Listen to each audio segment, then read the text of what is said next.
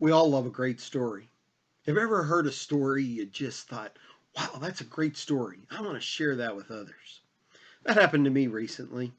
I was on Facebook and somebody shared a story about really something important, Rudolph the Red-Nosed Reindeer, and the creation of that story. It was a great story about how the writer of Rudolph the Red-Nosed Reindeer, how he had a 4-year-old little girl that his wife was dying of cancer, and that he created Rudolph for his little 4-year-old little girl, who then um, he kept telling the story to. And it's a really fascinating story. And then mom dies, and he finishes the story, and that's a great story.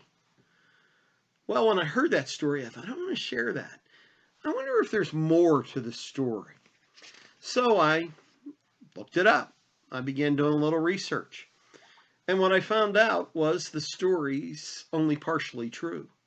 It is true that Robert May, the creator of Rudolph the Red-Nosed Reindeer, had a wife who was dying of cancer. He had a 4-year-old little girl who was going to be impacted by that. But the reality is that he worked for Montgomery Ward's as an ad creator. And Montgomery Ward's for years had been giving away coloring books that they bought. And they decided this year that they ought to create their own. And so Robert May was assigned to create a story, and Rudolph was his creation. He created that story, and the red nose and the story of lighting up. He was staring out his window of an office building in Chicago over the fog on the lake. It's a great story. But the story was owned by Montgomery Ward's. In that first year, they gave out over 2 million copies of this book called Rudolph the Red-Nosed Reindeer. Well, I couldn't resist. I went online and I found a copy of that early book. What a great story. And as I leafed through it and read through it, I discovered that it was a little different than the story I knew, the one that was made famous by a song that really was generated later, after Montgomery Ward gave him the rights to the story. Little did they know that he and a friend would write the words to a song, and a guy by the name of Gene Autry would make it famous. We know it is that jingle, Rudolph the Red-Nosed Reindeer. It is a great story. And so I thought it was a version that I hadn't heard since I was a little boy, and you might enjoy it. So I've recorded it. I thought I'd tell you the real story behind Rudolph the Red-Nosed Reindeer, because it is still a great story. Robert May's wife would die. He would have a 4-year-old little girl, and a decade later, though, Montgomery Ward's would give him the right to that story and allow them to live comfortably the rest of their lives. And so it's still a great story, and I hope one you enjoy. And now, I'd like to read for you the story Rudolph the Red-Nosed Reindeer. I hope you enjoy. Rudolph the Red-Nosed Reindeer, written for Montgomery Ward by Robert May. Read by Jeff Bobbin. 'Twas the day before Christmas, and all through the hills the reindeer were playing, enjoying the spills of skating and coasting, climbing the willows, and hopscotch and leapfrog, protected by pillows, while every so often they'd stop to call names at one little deer not allowed in their games. Ha ha, look at Rudolph, his nose is a sight. It's red as a beet, twice as big, twice as bright. While Rudolph just wept, what else could he do?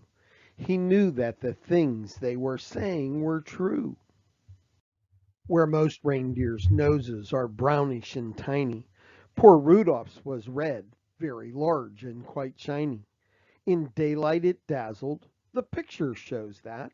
At nighttime it glowed like the eyes of a cat, and putting dirt on it just made it look muddy. Oh boy, was he mad when they nicknamed him Ruddy. Although he was lonesome, he always was good, obeying his parents as good reindeer should. That's why on this day Rudolph almost felt playful. He hoped that from Santa, soon driving his sleigh full of presents and candy and dollies and toys for good little animals, good girls and boys, he'd get just as much, and this is what pleased him, as the happier, handsomer reindeer who teased him. So as night and a fog hid the world like a hood, he went to bed hopeful. He knew he'd been good. While way, way up north on this same foggy night, old Santa was packing his sleigh for its flight. This fog, he complained, will be hard to get through. He shook his round head, and his tummy shook too. Without any stars or a moon as our compass, this extra dark night is quite likely to swamp us. To keep us from collisions, we'll have to fly slow. To keep our direction, we'll have to fly low. We'll steer by street lamps and houses tonight in order to finish before it gets light. Just think how the boys and girls' faith would be shaken if we didn't reach 'em before they awaken.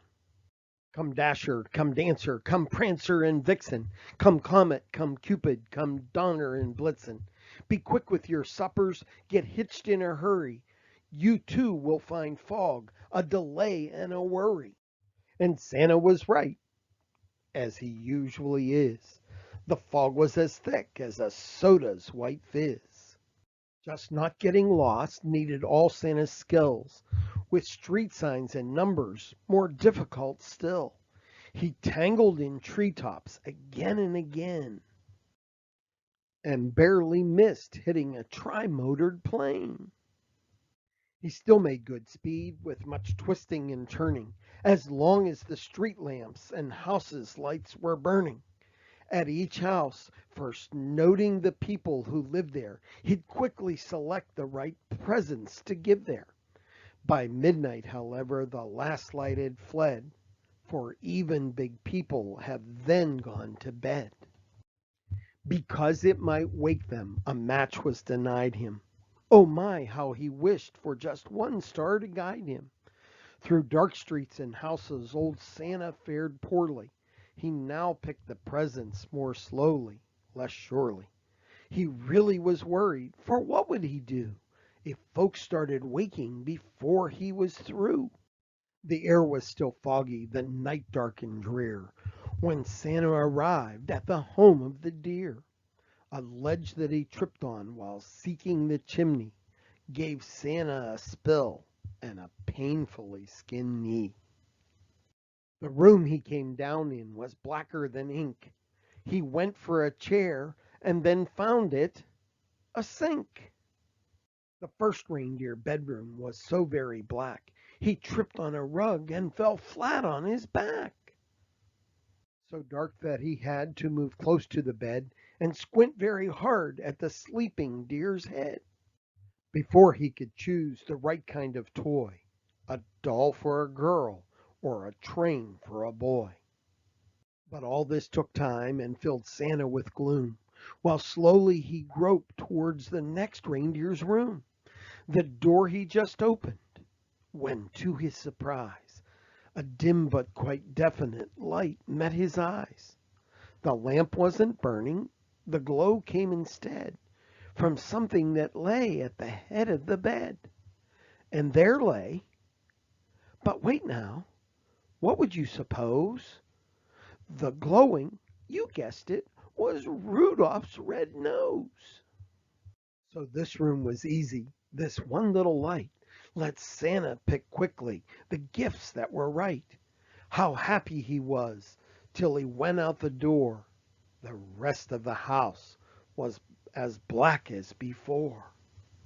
So black it made every step a dark mystery. And then came the greatest idea in all history. He went back to Rudolph and started to shake him, of course very gently, in order to wake him. And Rudolph could scarcely believe his own eyes.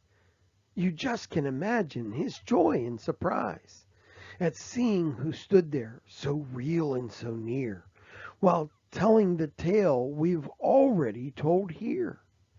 Poor Santa's sad tale of distress and delay, the fog and the darkness and losing the way, the horrible fear that some children might waken before his complete Christmas trip had been taken. And you, he told Rudolph, may yet save the day. Your wonderful forehead may yet pave the way for a wonderful triumph it actually might. Old Santa, you notice, was extra polite to Rudolph regarding his wonderful forehead. To call it a big shiny nose would sound horrid. I need you, said Santa, to help me tonight, to lead all my deer on the rest of our flight. And Rudolph broke into such a big grin, it almost connected his ears and his chin. A note for his folks, he dashed off in a hurry. I've gone to help Santa, he wrote. Do not worry. Said Santa, my sleigh I'll bring down to the lawn. You'd stick in the chimney.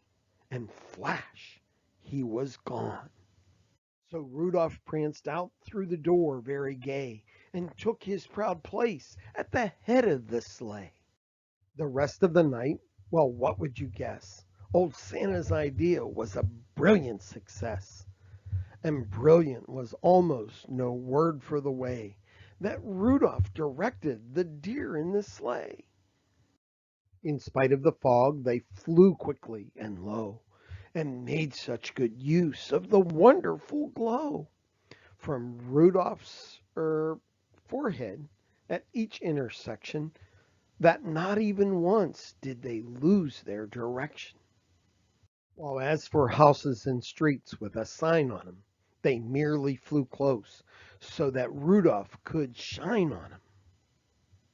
And to tell who lived where and just what to give whom, they'd fly by each window and peek in the room.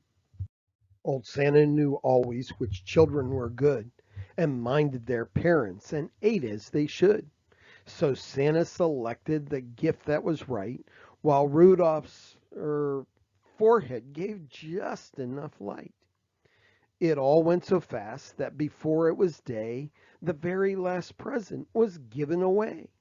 The very last stocking was filled to the top, just as the sun was preparing to pop. The sun woke the reindeer in Rudolph's hometown. They found the short message that he'd written down, then gathered outside to await his return. And were they excited, astonished to learn that Rudolph, the ugliest deer of them all, Rudolph the red-nosed, bashful and small, the funny-faced fellow they always called names and practically never allowed in their games, was now to be envied by all, far and near, for no greater honor can come to a deer than riding with Santa and guiding his sleigh, the number one job on the number one day. The sleigh and its reindeer soon came into view, and Rudolph still led them as downward they flew. Oh boy, was he proud as they came to a landing, right where his handsomer playmates were standing. These bad deer who used to do nothing but tease him would now have done anything only to please him.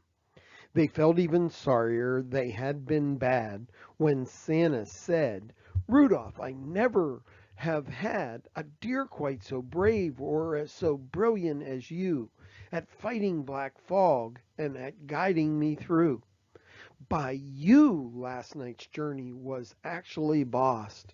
Without you, I'm certain, would have all been lost. I hope you'll continue to keep us from grief on future dark trips as commander in chief. But Rudolph just blushed from his head to his toes until his whole fur was as red as his nose. The crowd first applauded and then started to screech, "Hooray for our Rudolph! We want a speech!" But Rudolph was bashful, despite being a hero, and tired. His sleep on the trip had totaled zero. So that's why his speech was just brief and not bright. Merry Christmas to all, and to all a good night. And that's why, whenever it's foggy and gray, it's Rudolph the Red-Nosed who guides Santa's sleigh. Be listening this Christmas. Don't make a peep, 'cause that late at night, children should be asleep. The very first sound that you'll hear on the roof, provided there's fog, will be Rudolph's small hoof. And soon after that, if you're still as a mouse, you may hear a swish as he flies round the house and gives enough light to give Santa of you in your room. And when they're all through, you may hear them call as they drive out of sight, "Ho, ho, ho, ho, Merry Christmas to all, and to all a good night."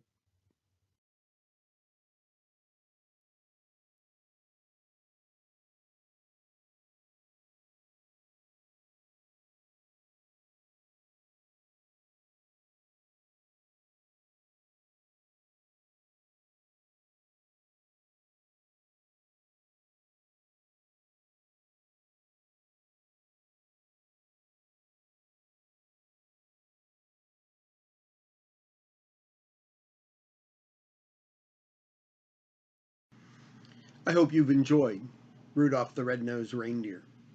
Both the story itself and the little history behind it. It pays to check out a story and make sure it's real. Well, I hope you've enjoyed it. I will post the story for those of you that have children or no children that might enjoy hearing the original story, Rudolph the Red-Nosed Reindeer. I hope you have a Merry Christmas and a happy, prosperous New Year.